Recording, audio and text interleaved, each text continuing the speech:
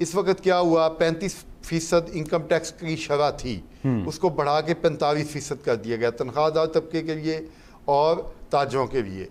अब देखें कि पहले मुल्क में हालात नहीं है। एक 90% जो हमारे कारोबारी लोग हैं वो तो लाख, 1.5 लाख, 2 लाख रुपया महीने की बचत करने वाले हैं। अगर आप उनसे 45% तक या एक तीसरे हिस्से तक भी उनसे टैक्स ले लेंगे तो वो कैसे सर्वाइव करेंगे।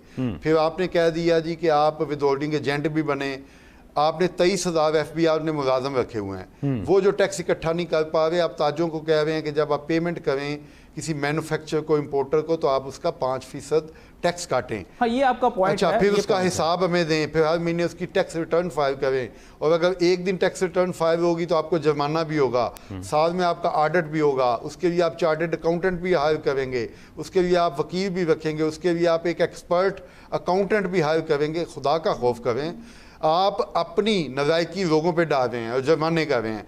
और दूसरी चीज़ें ये हैं कि इस वक्त बिजली की महंगाई की वजह से आम आदमी की कुव्वत ख़रीद तकरीबन ख़त्म हो चुकी है, दुकानें खाली पड़ी हैं, लोग अपने बच्चों के लिए जूते और कपड़े लेने के लिए भी इस काबिल नहीं रहे कि वो ले सकें। इस पूरी सूरत हाल के अंदर जमात इस्लामी इस वक्त अवाम की जंग लड़ रही है, तनख्वाहदार तबके की जंग लड़ रही है, ताजरों की, सनतकारों की और किसानों की।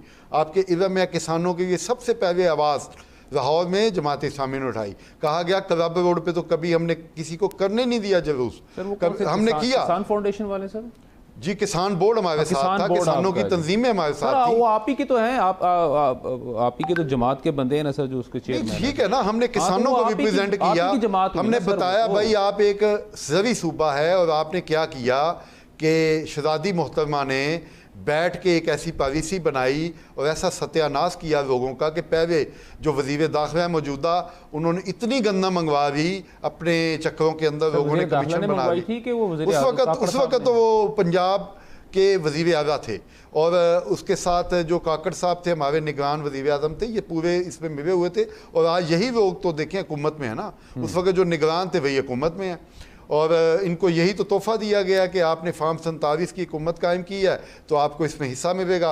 तो मेरा जो असल पॉइंट है वो ये है कि इस वक्त मुईशत को बचाने के लिए हमारी जद्दोजहद जारी है।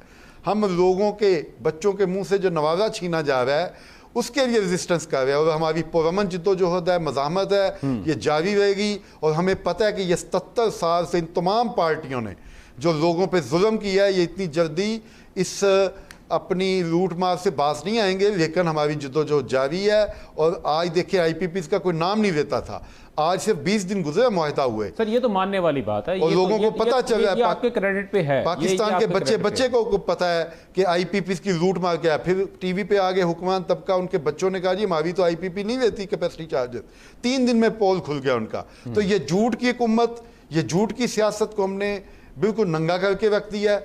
इंशाअल्लाह कल तारीखी हड़ताल होगी। मैं कहता हूँ आप नोट कर लें, 24 घंटे के अंदर आप इसी मीडिया पे आ रहा होगा, तारीखी हड़ताल होगी। आज पूरे पंजाब के अंदर एक ताजर हुकूमत को नहीं मिल रहा जो डिनाई कर दे कि मेरा इस हड़ताल से कोई तल्लुक नहीं है। और नईम साहब से भी सर बातचीत चल रही थी ना आपकी सर देखें हुकूमत के, ठीक है हुकूमत कुछ प्रेशराइज कर रही है लोगों को, लेकिन उनको अजान करने के लिए कोई बंदा नहीं मिल रहा। अच्छा। जो ज़्यादा तरक्की का इज़हार, यानी कि बेसिकली आप ये कह रहे हैं कि बैकडोर चैनल्स आपके ओपन हैं लेकिन ओपनली बाहर आके कोई बंदा इस पर डिस्कशन नहीं कर रहा। नहीं वो बात नहीं कर रहा। हुकूमत चाह रही है कि कुछ ताजर मिले जो कहें जी हमारा हड़ताल से तल्लुक नहीं है, ठीक है, और कोई एक ताजर भी ऐसा नहीं है जो उनको मिल रहा हो। अभी देखिए आप पंजाब असम्बली के बाहर एक बैनर लटकाया हुआ है, homeopathic doctor Ghulam Abbas of Sheikhpura, हाँ। उसकी तरफ से एक लगा हुआ है जी उनको तो लाहौर से ताजर नहीं मिला, शेखपुरा का होम्योपैथिक बेचारा डॉक्टर को उठा के ला के एक बैनर असम्बली के सामने लगा दी।